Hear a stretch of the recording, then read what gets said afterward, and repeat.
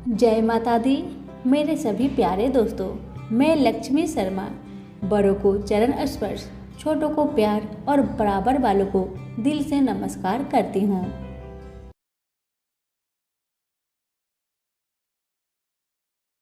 आज आप सुनेंगे चौथ माता की व्रत कथा। भारत का सबसे प्राचीन चौथ माता का मंदिर चौथ का बरबारा राजस्थान के सवाई माधोपुर शहर में स्थापित है। चौथ का बरवारा शहर में हर महीने की चतुर्थी पर लाखों भक्त माता जी के दर्शन करने के लिए आते हैं। चौथ माता हिंदू धर्म की प्रमुख देवी है। चौथ माता को पार्वती का रूप माना जाता है। कहते हैं कि जो भी भक्त इनकी कथा का श्रवण सच्चे मन से करता है, उसकी सारी मनोरथ अवश्य पूरी होती है। तो आइए सुनते हैं चौथ माता की व्रत कथा। सभी मिलकर बोले चौथ माता की जय हो। एक सेठ सेठानी थे। उनका एक बेटा और बहू थे। बहू सबको भोजन करा के फिर स्वयं भोजन करती थी। एक पड़ोसन ऐसी भी थी जो रोज पूछती थी कि बहू, तुमने आज क्या बनाया और क्या खाया। पड़ोसन की बातें सुन बहू कहती, ठंडो बासी। एक दिन उसके पति ने ऐसा सुनकर विचार किया कि आज तो पकवान बनाए जाए, फिर देखते हैं कि मेरी पत्नी क्या कहती है। उसने तरह तरह के पकवान बनवाए और घर के सभी लोगों ने एक साथ बैठकर भोजन किया। आज भी पड़ोसन ने पूछा तो बहू ने कहा, ठंडो बासी। सेठ के लड़के ने सोचा, हो न हो कोई बात अवश्य है जिससे मेरी पत्नी ऐसा कहती है। उसने पत्नी से पूछा, तुम रोज ठंडो बासी खाया ऐसा क्यों कहती हो, जबकि हम सब ने एक साथ बैठकर कई तरह के पकवान खाए। उसकी पत्नी बोली, हम लोग जो खा रहे हैं वह बाप बूढ़ों की कमाई है। जिस दिन आप कमा कर लाओगे उस दिन मैं समझूंगी कि ताजा भोजन कर रही हूँ। अब एक दिन लड़के ने माँ से कहा, माँ, मैं एक बड़े शहर में कमाई करने जा रहा हूँ। माँ बोली, बेटा, अपने पास इतना धन है कि खाया नहीं खुटेगा।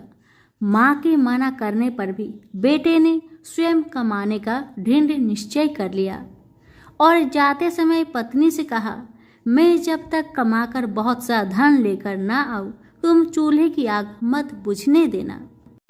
एक दिन चूल्हे की आग बुझ गई तो वह मन ही मन घबराने लगी कि कहीं मेरे पति पर संकट तो नहीं आन पड़ा। जल्दी से पड़ोस में जाकर आग लाकर चूल्हे में रख दूं, ऐसा विचार करके पड़ोस में गई। वहां पड़ोसन चौथ माता का व्रत पूजन कर रही थी। पड़ोसन ने कहा, थोड़ी देर में आकर आग ले जाना। बहू ने पड़ोसन से पूछा, आप यह व्रत क्यों करती है, इससे क्या मिलता है। पड़ोसन ने कहा, यह चौथ माता का व्रत है। इसके करने से अन्न लक्ष्मी मिले और सभी मनोकामना पूरी होती है। अब पड़ोसन की बात सुनकर बहू भी चौथ माता का व्रत करने लगी। दीवार पर चौथ माता बनाई। उस दिन घी गुड़ का चूरमा बनाकर रात्रि को चंद्रमा को अर्घ्य देकर भोजन करती। ऐसा करते करते बहुत दिन हो गए। चौथ माता ने उस बहू के पति को सपना दिया कि साहूकार का बेटा, तू जागे कि सोवे। तेरी पत्नी बहुत याद कर रही है तुझको। तू घर जाकर उसकी चिंता मिटा। तू दुकान खोलकर कंकु केसर का पगलिया बना के बैठ जाना। आज तेरा हिसाब किताब चुकता हो जाएगा। अब तो चौथ माता ने जैसा कहा था वैसा ही हुआ। उसने घर जाने की तैयारी की और गाड़ी भर के धन दौलत लेकर चल दिया। रास्ते में एक बड़ा सा काला नाग फन फैलाए बैठ गया और कहने लगा, आज तो मैं तुझे डसूंगा, नहीं छोड़ूंगा। आज तेरी आयु पूरी हो गई है। सेठ के लड़के ने कहा, आज चौथ माता ने मुझे सपना दिया तो मैं पत्नी से मिलने घर जा रहा हूँ। वहाँ मेरी पत्नी बहुत चिंता कर रही है। मैं उससे मिलकर जरूर आऊँगा, तब तुम मुझे डस लेना। नाग ने कहा, तुम शपथ पूर्वक कहकर जाओ तो मैं तुम्हें जाने दूंगा। परंतु अगर तुम लौट कर नहीं आए तो मैं तुम्हारे घर जाकर तुम्हें डस लूंगा। इस प्रकार सर्प को वचन देकर वह अपने घर पहुंचा। वहां सभी से हंसी खुशी से मिला और भोजन करके उदास होकर बैठ गया। उसकी पत्नी ने उदासी का कारण पूछा तो पति ने काले नाग वाली सारी बात बता दी और कहा, यदि मैं उसके पास नहीं जाऊंगा तो वह घर आकर ही मुझे डस लेगा। पत्नी बहुत चतुर थी। उसने कहा कि आप घबराइए नहीं, लेट जाओ, मैं एक उपाय करती हूँ। पत्नी ने कमरे की 7 पीढ़ी धोई। पहली पीढ़ी पर रेत रखी, दूसरी पर इत्र, तीसरी पर गुलाल, चौथी पर फूल और कंकु केसर, पांचवी पर लड्डू पेड़ा, छठी पर गादी गलीचा और 7वीं पीढ़ी पर दूध का कटोरा भर कर रख दिया। इस प्रकार वह 7 ही पीढ़ी सजाकर बैठ गई। जैसे ही आधी रात हुआ, नाग आकर पीढ़ी चढ़ने लगा। पहली पीढ़ी पर रेत में लौट गया और कहने लगा कि सेठ की बहू ने आराम तो बहुत दिया, पर बचनों से बंध कर आया हूँ, सो डसूंगा तो जरूर। इसी प्रकार 7 पीढ़ियों पर नाग आराम करता हुआ और कहता हुआ कि डसूंगा जरूर, कमरे में ही जाने वाला था कि चौथ माता ने विचार किया कि मैं अगर इसे नहीं बचाऊंगी तो संसार में धर्म कर्म और व्रत पूजन को कौन मानेगा। अब तो गणेश जी, चंद्रमा जी और चौथ माता ने उसे बचाने का विचार किया। चंद्रमा जी ने उजाला किया, चौथ माता ढाल बनी और गणेश जी ने तलवार लेकर नाग को मार दिया और ढाक से ढक दिया। अब बहू भी थकी हारी सो गई। जब सुबह हुई तो लोग बेटे से मिलने आए, परंतु बेटा बहू तो उठे ही नहीं थे। बहुत देर हो गई तो माँ उन्हें उठाने गई। माँ ने 7 पीढ़ियों पर जो कुछ देखा तो बहुत घबरा गई। घबराते हुए बेटा बहू को आवाज लगाई, बेटा बहू उठो तो देखो कि एक ढाल तलवार वहां पड़ी है। अब ढाल उठाई तो वहीं काला नाग मरा हुआ पड़ा है। बेटा बहू ने सोचा कि आज तो धर्म कर्म ही आड़े आई, जो भगवान गणेश जी और चौथ माता ने अपनी रक्षा की है। हे चौथ माता, जैसे आपने सेठ के बेटे बहू की रक्षा की, वैसी सबकी करना। सभी प्रेम से बोले, चौथ माता की जय हो, गणेश महाराज की जय हो। किसी गांव में एक विधवा माता और उसका एक पुत्र रहता था। वह गायों को चराकर अपना पालन पोषण करता था। उसकी माता 12 मासी चौथ माता का व्रत करती थी। वह हर महीने की विनायक चौथ को चूरमे के 5 लड्डू बनाती। उनमें से एक चौथ माता का, एक गणेश जी का, एक गाय माता का निकालकर दान करती, एक बेटे को खिलाती और एक स्वयं खाती। जब जेठ महीने की चौथ थी, बेटा पड़ोसन के घर गया। वहां चूरमा देखकर पूछने लगा कि दीदी आप क्या कर रही हो। अब वह बोली, आज चौथ की व्रत है, इसलिए मैंने चूरमा बनाया है। मगर तेरी माँ तो हर चौथ को ही बहुत सारे लड्डू बनाती है, पर तुझे केवल एक ही लड्डू खाने को देती है। ठंडी बासी रोटी की खाने को देती है। लड़का पड़ोसन की बातों के बहकावे में आ गया और अपनी माता से बोला, माँ तू चूरमा खाती है और मुझे सिर्फ एक लड्डू देती है, इसलिए तू अब चौथ माता का व्रत करना छोड़ दे। माँ ने कहा, बेटा ये तो चौथ माता का व्रत है, तेरे ही सुख शांति के लिए करती हूँ मैं यह व्रत नहीं छोड़ सकती हूँ। यह सुनकर बेटा नाराज होकर विदेश जाने लगा। माँ बोली, बेटा यदि तू मेरे से नाराज होकर विदेश जाना चाहता है तो ये माताजी की आंखें अपने साथ ले जा। यदि तेरे पर कोई संकट आए तो चौथ माता और विनायक जी का नाम लेकर इन्हें डाल देना, तेरा संकट दूर हो जाएगा। लड़का आंखों को लेकर विदेश चला गया। रास्ते में उसे एक खून से भरी हुई नदी मिली, जिसे पार करना संभव नहीं था। लेकिन उस संकट की घड़ी में उसे अपने माँ की बात याद आई और उसने एक आंख चौथ माता का नाम लेकर उस नदी में डाल दिया और कहा, हे चौथ माता, यदि आप सच्ची है और मेरी माँ मेरे लिए ही आपका व्रत सदा करती है, तो यह नदी दूध और पानी से भर जाए और मुझे रास्ता मिल जाए। उसके ऐसे कहते रास्ता मिल गया। आगे चलने पर भयंकर जंगल से भी उसे इसी प्रकार आके पूर कर गुजरना पड़ा। आगे चलकर एक नगर में पहुंचा। उस नगर के राजा के यहाँ रोज एक मिट्टी के बर्तन का आवा पकता था। वहाँ आवा तब पकता था जब उसमें एक आदमी की बलि दी जाती थी, यानी एक आदमी को बर्तनों के साथ चुन दिया जाता था। उस लड़के ने वहां जाकर देखा, एक बुढ़िया माई आटा पीसते जा रही थी और रोती जा रही थी। उस लड़के ने इसका कारण पूछा तो बुढ़िया माई बोली कि बेटा, आज मेरे एक लौते बेटे का इस आवा में जाने का नंबर है। तब वह लड़का बोला, हे बुढ़िया माई, तू मुझे जल्दी से खाना खिला दे, तेरे पुत्र की जगह में मैं जाऊंगा। बुढ़िया माई के मना करने पर भी वह नहीं माना और राजा का बुलावा आने पर अपना सामान बुढ़िया माई के घर छोड़कर वह चला गया। रात में चौथ माता के आंखें वह एक लोटा जल उस आवा में अपने साथ रख लिया और चौथ माता का नाम लेकर बैठ गया। दूसरे दिन आवा पककर तैयार हो गया। लोगों को बहुत आश्चर्य हुआ। प्रजा ने जाकर राजा से यह बात कही। तब राजा स्वयं देखने आए। आवा से बर्तन निकाले जाने लगे तो अंदर से आवाज आई, धीरे धीरे बर्तन उतारो, अंदर मैं हूँ। तभी राजा ने आवाज सुनकर कहा कि तू अंदर कौन है? कोई भूत प्रेत या कोई देव हो? तब वह लड़का बोला, कल जिस लड़के को तुमने आवा में चुना था, मैं वही लड़का हूँ। लड़का बाहर आया। बाहर आने पर बुढ़िया माई व राजा के पूछने पर उसने कहा कि यह सब चमत्कार तो मेरी चौथ माता वह विनायक जी के व्रत का है। मेरी माँ मेरी सलामती के लिए व्रत करती है। उन्हीं के प्रताप से आज मेरा यह भयानक संकट दूर हुआ है। राजा को विश्वास नहीं हुआ।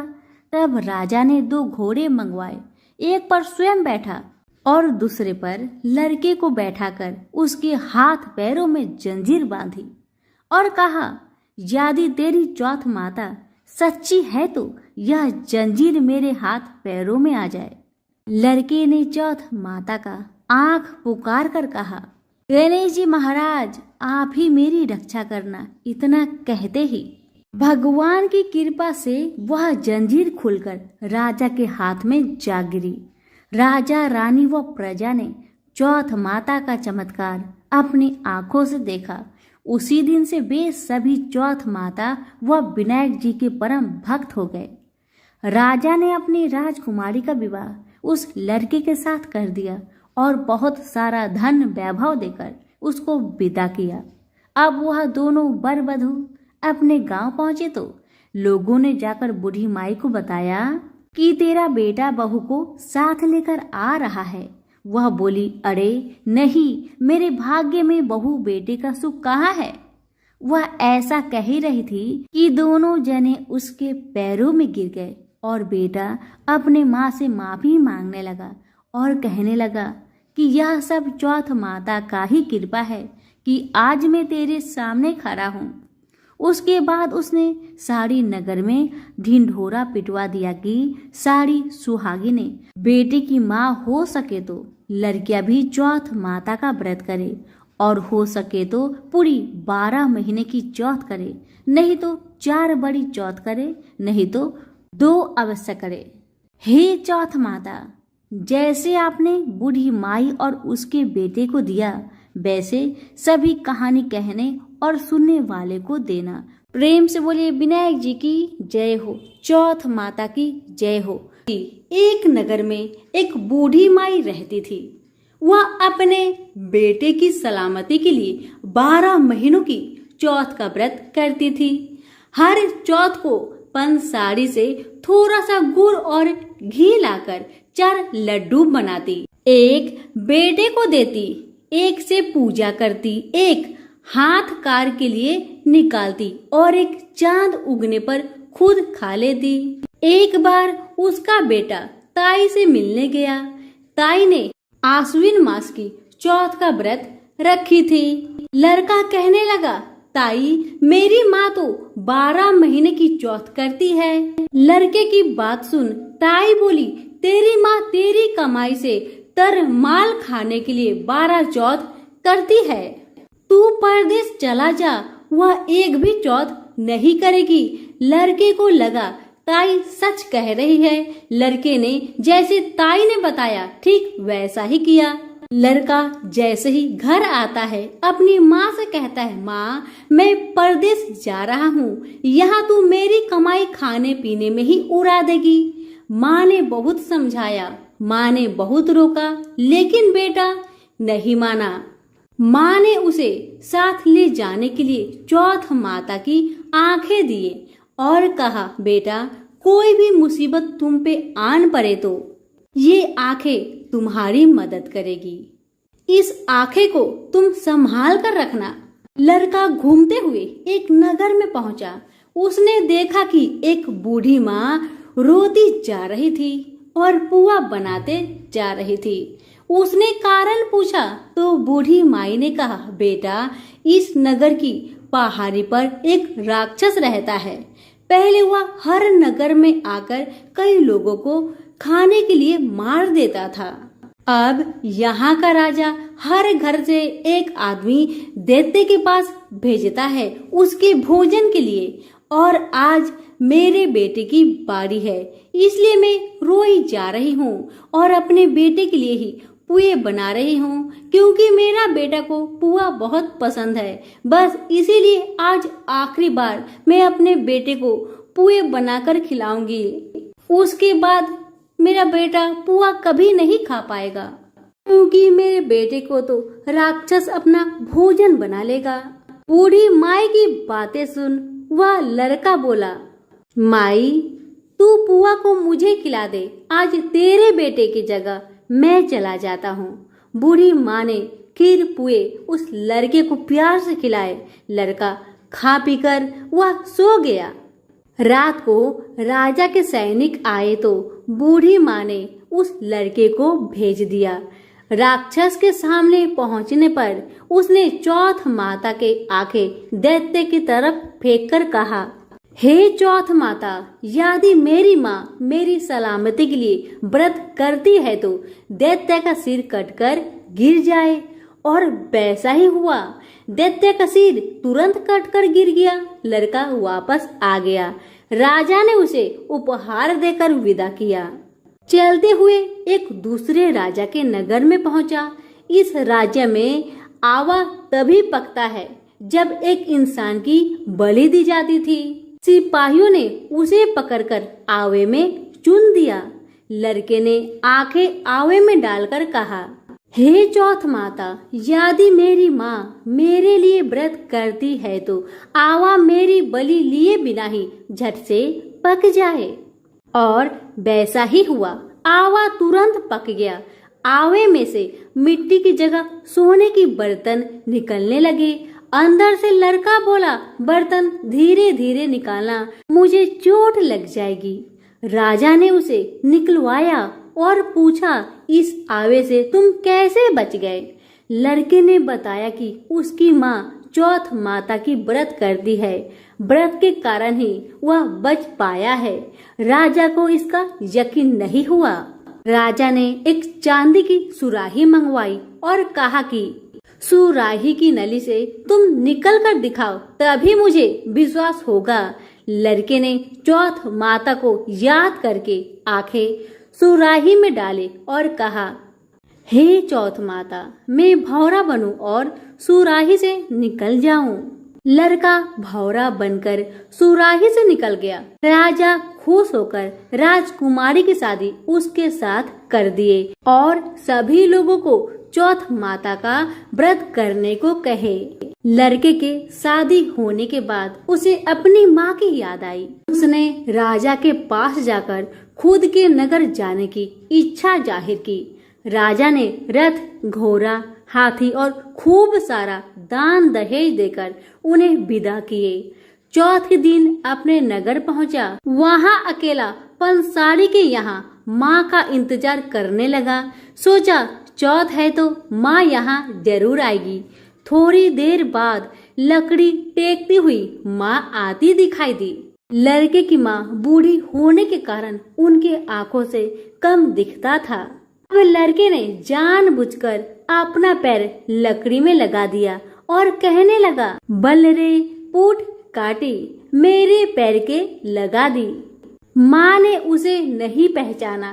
कहने लगी, भैया मुझे चाहे कितनी गाली निकालो पर मेरे बेटे को कुछ मत कहना। बेटा माँ के चरणों में गिर पड़ा।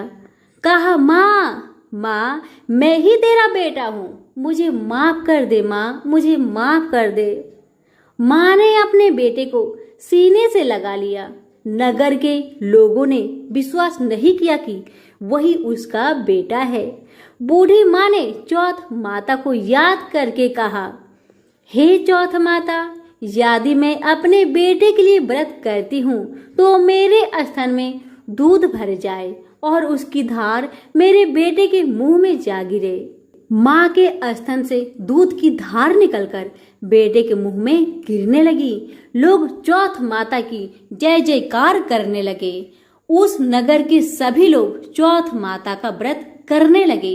हे चौथ माता, जैसे आपने बूढ़ी माँ और उसकी बेटे की सहायता की वैसे हमारे भी करना। कहानी सुनने वाले, हुक्कारे भरने वाले सभी पर अपनी कृपा बरसाए। सभी प्रेम से बोले, चौथ माता की जय हो। भगवान गणेश की कथा, जिसे किसी भी व्रत या अन्य किसी कथा को सुनने के बाद अनिवार्य रूप से सुना जाता है। गणेश जी की पूजा के उपरांत विनायक जी की कथा, गणेश जी की कथा को सुनना अत्यंत शुभ होता है। कहानी कुछ इस प्रकार से है। एक बार गणेश जी महाराज एक सेठ जी के खेत से जा रहे थे तो उन्होंने 12 दाने अनाज के तोड़ लिए। फिर गणेश जी के मन में पछतावा हुआ कि मैंने तो सेठ जी के यहाँ चोरी कर ली। तो गणेश जी सेठ जी के 12 साल की नौकरी करने लग गए। एक दिन की बात है, सेठानी राख से हाथ धोने लगी तो गणेश जी ने सेठानी का हाथ पकड़कर मिट्टी से धुला दिए। अब तो सेठानी सेठ से बोली कि आपने ऐसा कैसा नौकर रखा है जो नौकर ने मेरा हाथ को पकड़ लिया। अब सेठ जी ने गणेश जी को बुलाकर पूछा कि तुमने सेठानी का हाथ क्यों पकड़ा। सेठ की बातें सुन गणेश जी कहने लगे कि मैंने तो एक सीख की बात बताई है कि राख से हाथ धोने से घर की लक्ष्मी नाराज होकर घर से चली जाती है और मिट्टी से हाथ धोने से आती है। अब सेठ जी ने सोचा कि गणेश तो सच्चे हैं। थोड़े दिनों के बाद कुंभ का मेला आया। सेठ जी ने कहा, गणेश सेठानी को कुंभ के मेले में स्नान करा के लाओ। सेठानी किनारे पर बैठकर नहा रही थी तो गणेश जी ने उनका हाथ पकड़कर आगे डुबकी लगाए। घर आकर सेठानी ने सेठ से कहा कि गणेश ने तो मेरी इज्जत ही नहीं रखी और इतने सारे आदमियों के बीच में मुझे घसीटकर आगे पानी में ले गए। तब सेठ जी ने गणेश जी को पूछा कि तुमने ऐसा क्यों किया। तो गणेश जी ने कहा कि सेठानी किनारे बैठकर गंदे पानी से नहा रही थी तो मैंने आगे अच्छे पानी में डुबकी लगवाकर ले आया। इससे अगले जन्म में बहुत बड़े राजा और राजपाट मिलेगा। सेठ जी ने सोचा कि गणेश तो सच्चा है। एक दिन घर में पूजा पाठ हो रही थी, हवन हो रहा था। सेठ जी ने गणेश को कहा कि जाओ जेठानी को बुलाकर ले आओ। गणेश जी सेठानी को बुलाने गए तो सेठानी काली चुनरी ओढ़कर चलने लगी। तो गणेश जी ने काली चुनरी फाड़ दी और कहा कि लाल चुनरी ओढ़ के चलो। सेठानी नाराज होकर सो गई। सेठ जी ने आकर पूछा, क्या बात है? तो सेठानी बोली कि गणेश ने मेरी चुनरी फाड़ दी। सेठ जी ने गणेश को बुलाकर बहुत डांटा और कहा, तुम बहुत बदमाशी करते हो। तो गणेश जी ने कहा, पूजा पाठ में काला वस्त्र नहीं पहनते हैं, इसलिए मैंने लाल वस्त्र पहनने के लिए कहा। काला वस्त्र पहनने से कोई भी शुभ काम सफल नहीं होता। फिर सेठ जी ने सोचा कि गणेश है तो समझदार। एक दिन सेठानी पूजा करने लगी तो पंडित जी ने बोले कि वो गणेश जी की मूर्ति लाना भूल गए हैं, अब क्या करे? तो गणेश जी ने कहे कि मेरे को ही मूर्ति बनाकर विराजमान कर लो, आपके सारे काम सफल हो जाएंगे। यह बात सुनकर सेठ जी को बहुत गुस्सा आया और वो बोले कि तुम तो अब तक सेठानी से ही मजाक करते थे, मेरे से भी करने लग गए।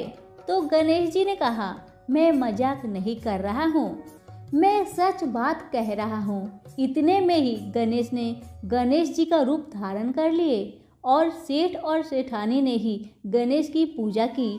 पूजा खत्म होते ही गणेश जी अंतर ध्यान हो गए। सेठ सेठानी को बहुत धोखा हुआ और उन्होंने कहा कि हमारे पास तो गणेश जी रहते थे और हमने उनसे इतना काम कराया। तो गणेश जी ने सपने में आकर सेठ जी को कहा कि आपके खेत में से मैंने 12 अनाज के दाने तोड़ लिए थे, उसी का दोष उतारने के लिए मैंने आपके यहाँ काम किया था। सेठ जी के करोड़ों की माया हो गई। हे गणेश जी महाराज, जैसे सेठानी को दिया वैसे हम सबको देना। कहानी कहते को, कहानी सुनते को और सारे परिवार को देना। सभी बोले, जय श्री गणेश जी।